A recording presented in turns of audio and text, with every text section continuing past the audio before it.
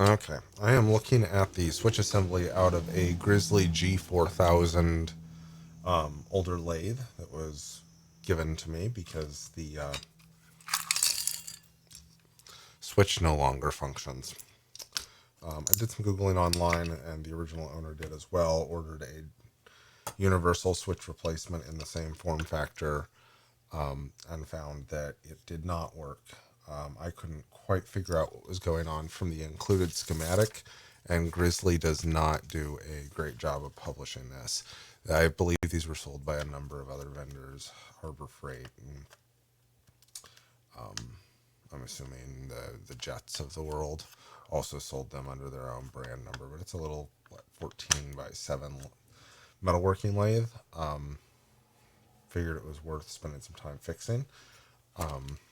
This was assembled with these guys just stacked together. Something like this, and put on the switch. Or the other way around. Anyway, doesn't super matter. I took it apart. The thing that makes this switch interesting is that the center position is different than the end positions. So it uses kind of a rocker system, and these are the little pushers on it.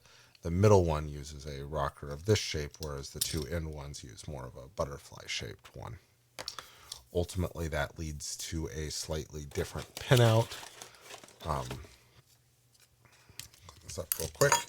This is the replacement that I actually got from Grizzly. I'm not going to pull the other one out prior to doing this, just because I don't really want to. And I'm going to swap it over, though I think I probably will capture a little bit of video showing how to use the universal one in this lathe with a little bit of a schematic difference.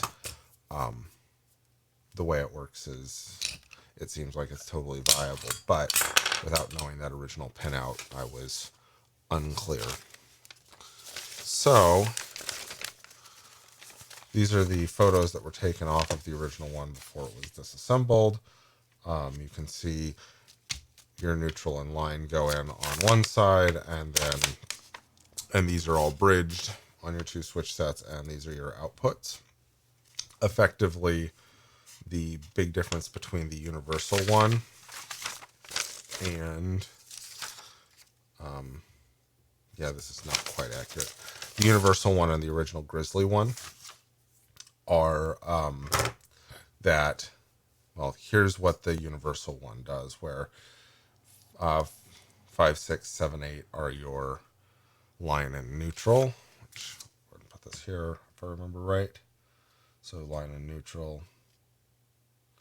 Yeah, neutral is 5 and 7 are the two that really matter for inputs, and then 6 and 8 are your outputs into the motor for AC, and it's playing with the capacitors. So what's the actual replacement switch is doing? If you notice, there's no connection on 0. That's correct, but the Grizzly one,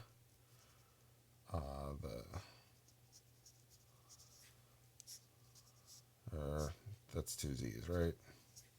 Whatever. So if we look at it that way, 1, 2, 3, 4.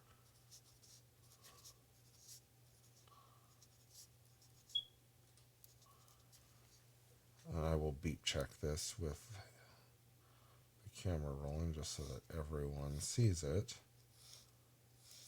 And we are on the same page, and we'll make our own truth table. So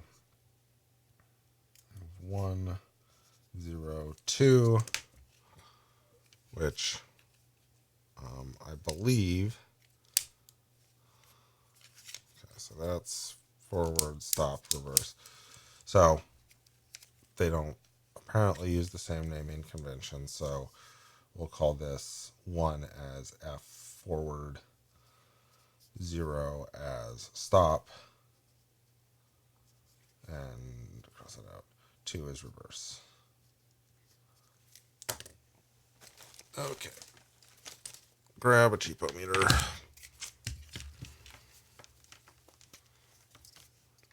And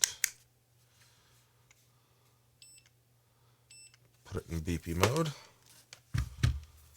So this switch came pre-put together with the barrier strips already on it. So going into the forward position, let's check which pins connect. So hopefully that labeling is fairly clear to you. So I'm not going to bother to check cross switch because that's just not how these work. But so in the forward position, 1 connects to 2. Obviously nothing to 4. And 3 is connected to 4. So 1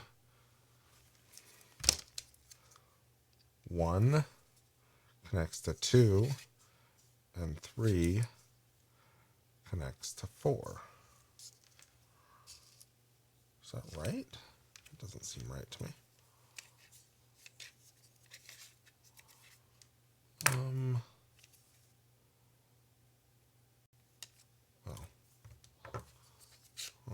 I'm actually going to go to stop really quick, which was the center one. Yeah.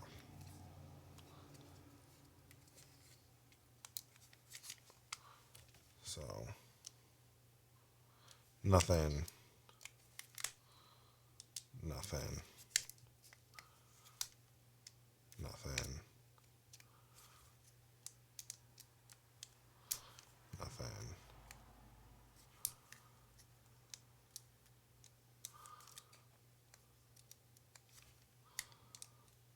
Okay, so we did stop, and there is no connection universally through that.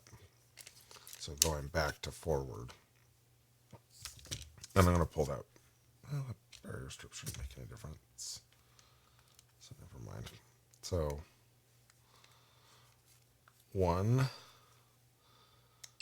to 2, nothing over here. 3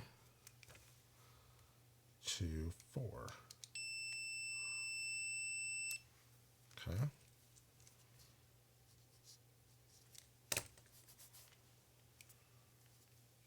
So let's go ahead and do 5 to 6. Nothing. 7 to 8.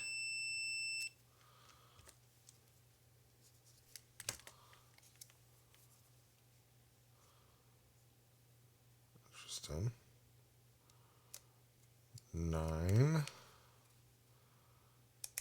to 10. Nothing.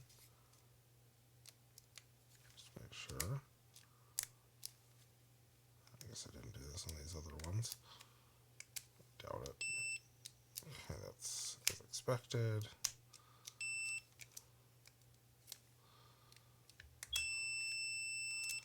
Oh, hang on. Yeah, 7 goes through to 8. 5. Okay, and 5 goes through to 6. That is expected. And then 9 to 10. Oh, sorry. Yeah. 9 to 10 has nothing. 11 to 12 has nothing. And this is in forward. So we already checked stop. So we already checked stop, so we don't need to do that. Sorry, I apparently did post that off camera. Now going into reverse. Yep. So, starting with pin 1 again. I got nothing. 3 to 4. So we did 1 to 2 nothing, 3 to 4 nothing. Go 5 to 6 connection. 7 to 8 connection. And now we're going to go number 9 connection. And 11 to 12 connection. Oh, did we check? Well, we should expect 5 goes to 6, right?